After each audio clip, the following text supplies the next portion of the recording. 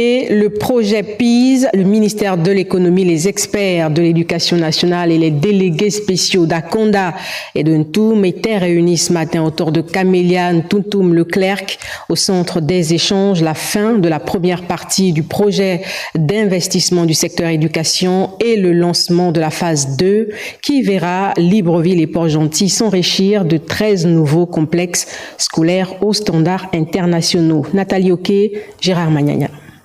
Toutes les parties impliquées dans l'essor de l'éducation au Gabon étaient réunies ce jeudi pour dresser le bilan du projet PIS, projet d'investissement du secteur éducation 1, qui est à son terme dans l'estuaire. PIS actuel et s'est concentré sur deux agglomérations, donc Libreville et Port-Gentil.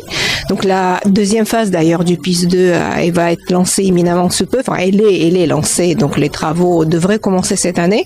Et donc 13 nouveaux établissements, nous l'espérons, seront construits ou réhabilités à Libreville et Port-Gentil. Dans la deuxième phase de PIS 1, qui va durer 1 an, ce sont 13 établissements et complexes scolaires qui sortiront de terre à Port-Gentil et dans le Grand Libreville, assortis de logements, plateaux sportifs et aires de jeu. La phase 1 des travaux est bouclée, terminée. Donc pour la phase 2, on a 7 sites à Libreville.